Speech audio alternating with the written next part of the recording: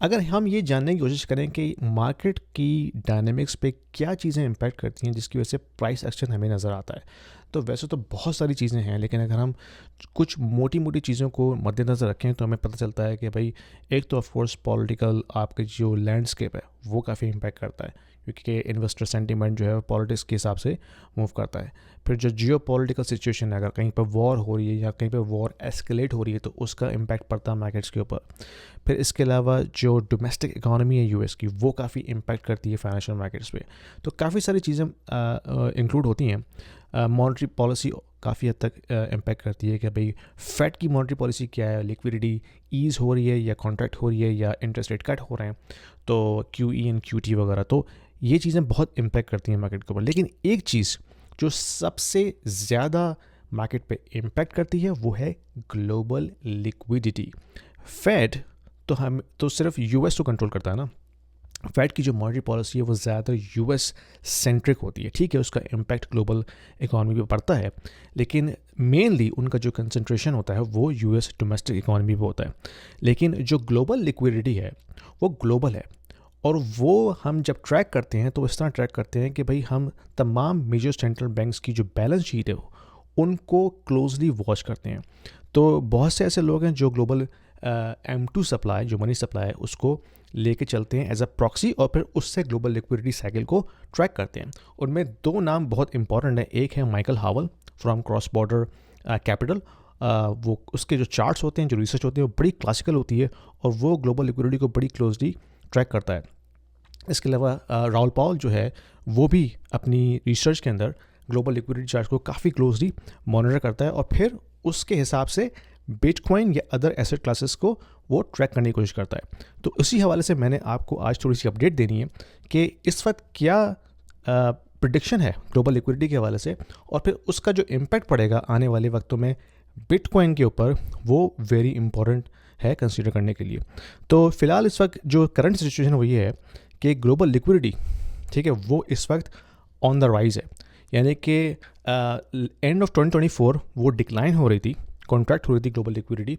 तो global liquidity basically पूरी दुनिया के अंदर जो कैपिटल है उसको हम ट्रैक करते हैं, सिर्फ यूएस में नहीं, ग्लोबली। तो एंड ऑफ 2024 वो कॉन्ट्रैक्ट हो रही थी, जिसके बाद हमने देखा कि 2025 के बाद से स्टॉक्स में और बिटकॉइन में जो है वो कॉन्ट्रैक्शन आई, प्राइस एक्शन डिक्लाइन हुआ। अच्छा, एक चीज़ इसमें इंपॉर्टेंट समझने की वो ये है कि जो ग्लोबल लिक्विडिटी साइकिल है उसमें और जो इम्पैक्ट आता है एसेट प्राइसेस में, उसमें 12 वीक्स का लैग होता है।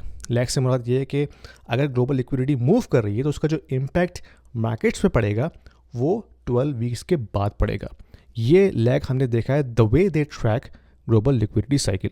तो इस वक्त जो सिचुएशन है वो ये है कि भाई जो ग्लोबल लिक्विडिटी है वो अपवर्ड मूव कर रही है, यानी कि कुछ जब से 2025 स्टार्ट हुआ है वहाँ से लेके अब तक अप्रैल में इस वक्त $5 ट्रिलियन का इजाफा हो चुका है ग्लोबल लिक्विडिटी के अंदर।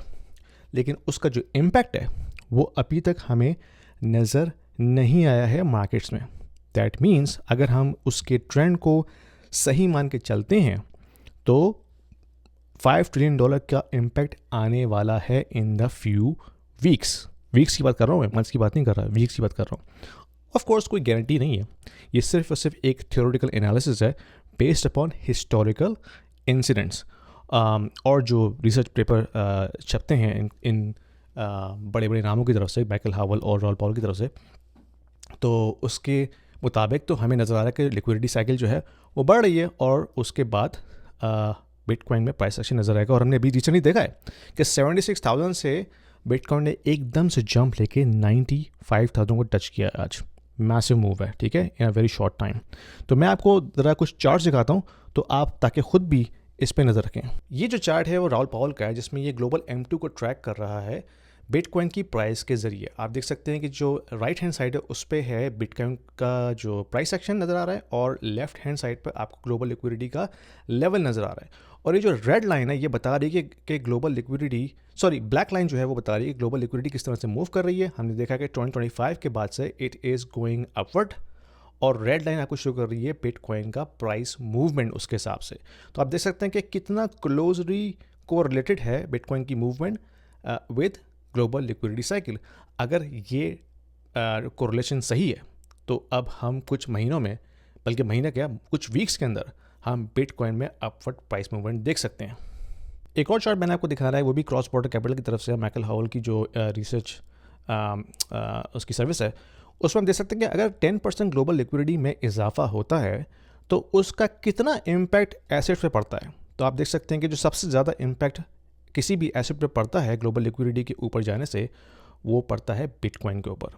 उसके बाद of course other crypto assets हैं, गोल्ड है, सिल्वर है, SPX है, नैस्डैक है और अदर इंडिसेस हैं।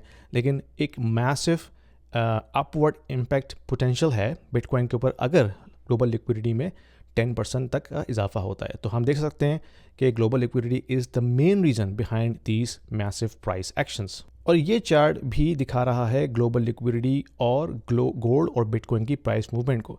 अच्छा, आप देख सकते हैं कि ये काफ़ी दूर तक लेके जा रहे हैं इस चार्ट को, 1975 तक। आप देख सकते हैं कि जो ऑरेंज लाइन है वो बेसिकली गोल्ड और बिटकॉइन की प्राइस एक्शन को जाहिर कर रही है, और जो ब्लैक लाइन है वो ग्लोबल लिक्विडिटी साइकिल है। और ओवर द लॉन्ग रन हम देख सकते हैं किस तरह वो उसके साथ कोरिलेट करती है। और रिसेंटली में देखा कि ये ऊपर ही जा रही है 2025 में भी। तो that means both gold and bitcoin are likely to go up in the next coming months. तो इससे क्या पता चलता है आपको? इससे पता चलता है कि भाई जो मेन चीज़ है जो एसेट्स को मूव करती है वो है लिक्विडिटी, वो भी ग्लोबल लेवल पे। सिर्फ US M2 की बात नहीं कर रहे हैं हम ग्लोबल M2 की बात कर रहे हैं। और ऑफ कोर्स जो दूसरी चीज़ें वो भी इम्पैक्ट करती हैं, लेकिन वो एक ख़ास हद तक इम्पैक्ट करती हैं। लेकिन अगर आपने लॉन्ग टर्म ट्रेंड को मॉनिटर करना है और उस हिसाब से आपने अपनी इन्वेस्टमेंट को एडजस्ट करना है, तो ग्लोबल लिक्विडिटी को आपने बिल्कुल फ्रंट एंड सेंटर रखना है अपनी स्ट्रैटेजी के अंदर, क्योंकि ये आपको बता रही है कि किस तरह प्राइस मूवमेंट पोटेंशली होती है with regards to global liquidity. अच्छा, अभी तो राइज कर रही है ना ये, at some point it will pull back.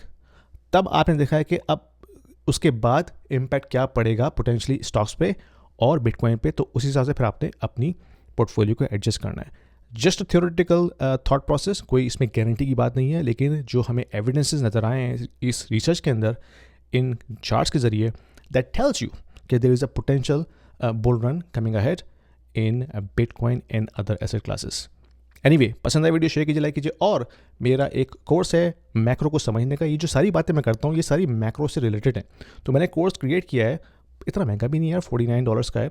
तो अगर आप ये नॉलेज जानना चाहते हैं तो उस कोर्स को लीजिए, अपने आप को थोड़ा सा इन्फॉर्म कीजिए, ताकि आप एक रिटेल इन्वेस्टर से बढ़ के इन चीज़ों को समझ सकें और अपनी फाइनेंशियल फ्यूचर को प्रोटेक्ट कर सकें। ठीक है, एक मेरा व्हाट्सएप ग्रुप भी है, ग्रुप तो नहीं कम्युनिटी है। तो अगर आप चाहते हैं कि उसको ज्वाइन करें, उसमें हमारे लाइक माइंडेड लोग हैं, ताकि हम इस तरह की बातें करके अपने आप को थोड़ा सा एजुकेट करें और पुश करें, मोटिवेट करें दूसरों को, ताकि वो हम एक साथ मिलके एक ग्रुप की सूरत में अपने आप को ग्रो करें, प्रोफेशनली भी, फाइनेंशियली भी एंड प्रैक्टिकली भी। पसंद आए वीडियो शेयर कीजिए, लाइक कीजिए और सब्सक्राइब भी कीजिएगा। Thank you. If you are an investor in the US, in Canada or in Europe and you are considering investing into Dubai real estate market, this video is for you, because we have a platform called Stake which allows you to invest into the residential real estate market and start earning rental income right away without going through a lengthy documentation process or coming up with a heavy down payment.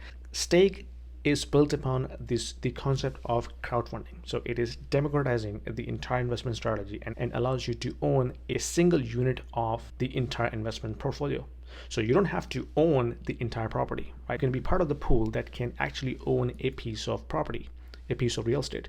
So that allows you to start with as low as 2,000 dirhams and you can slowly ramp up. So as you start investing into it, you can not only own a bit of real estate, but you also get a portion of the rental income on monthly basis. So it's a passive investment strategy, diversifying your portfolio from traditional North American or European markets into Dubai, which is hustling and bustling and growing very fast, and allows you to build your wealth over time. So don't delay. There is a link down there in the description. If you click on this, it will give you free 200 dirhams in your account right away to start with, and you can thank me later.